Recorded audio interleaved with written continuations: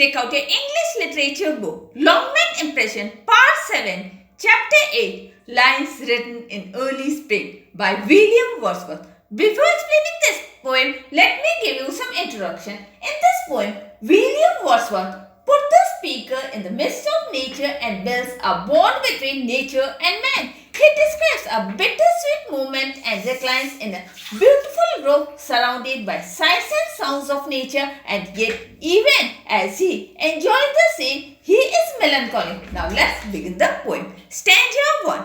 I heard 1,000 blended notes while in grove I sit recline in that sweet mood when pleasant thoughts bring sad thoughts to my mind. Now let's begin the explanation. These lines are taken from the poem Lines Written in Early Spring by William Wordsworth. Through this poem, the poet wants to say that while he was in a sweet mood, he rested under the shade of a tree with some pleasant thought. All of a sudden, he heard some thousands of voices which brought sad thoughts in his mind. Stanza 2. To her fair works did nature link the human soul that through me ran, and much it gave my heart to think what man has made of man. Through this line, the poet wants to say that for the sake of nature's work, nature is connected with human soul, which even the poet has. But his heart becomes sad to think that what causes the man to destroy nature. Stanza 3. Through prime stuffs in the sweet bower, the periwinkle trailed its breath, and tea is my faith that every flower enjoys the year it breathes. Through this line, the poet wants to say that while he was lying the bed of grasses with sweet thought, he saw different wild flowers blooming, and he believes that all the flowers enjoys the natural air in which it breathes. Stanza 4. The birds around me hopped and played, their thoughts I cannot measure, but the least motion which they made, it seemed a thrill of pleasure. Through this line, the poet wants to say that he could see different playful and hopping birds around him, but he is unable to measure their thoughts and their little movements in which they are made, but it seems a great pleasure. Stanza 5. The budding trees spread out their fan to catch the breezy air, and I must do all I can that there was pleasure there. Through this line, the poet wants to say that the birds and the twigs of the branches sways in the gentle air, and the poet thinks that it's a great pleasure to live there. Stanza 6. If these believe from heaven be sent, if such be nature's holy plant, have I not reason to lament what man has made of man?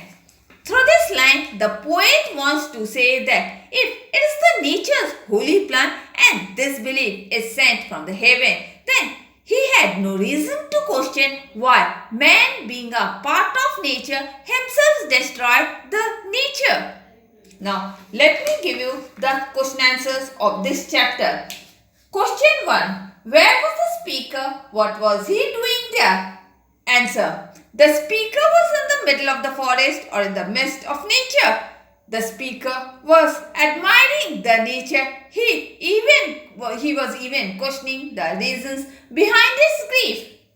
Question 2. Quote the lines from the speaker which indicate that a connection has been established between the poet and the nature. Answer. Following lines from the poem indicate that a connection has been established between the poet and nature. To her fair works and nature link the human soul that through me ran. If this belief from heaven be sent, if such be nature's holy plan, have I not reason to lament what man has made of man?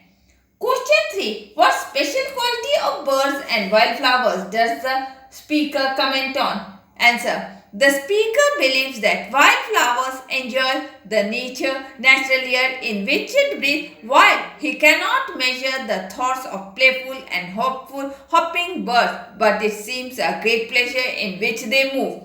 Question 4. What according to the speaker is nature's holy plan? Answer.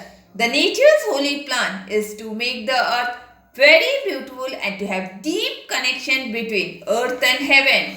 Now, let me give you the answers of the RTC, that is reference to the context. Question 1. If this belief from heaven be sent, if such be nature's holy plan. Question A. What does heaven refer to? Answer. Heaven refers to the Lord. Question B. Why does the speaker call the plan holy? Answer. The speaker calls the plan holy because it was the nature's plan to make the earth more loving and admiring and to have deep connection between heaven and earth. Question 2. Have I not reason to lament what man has made of man? Question A. What is the mood of the speaker in this line? Answer. In this line, the speaker's mood seems to be filled with pleasure and gain. Question B. What do you think the speakers meant by what man has made of man? Here, the speaker means to say that the poet, that man, being a part of nature, himself wants to destroy the nature. Now, take out your diary, write chapter 8, lines written in early spring, completed, homework, revise it. And with this, I am ending my today's class. Goodbye.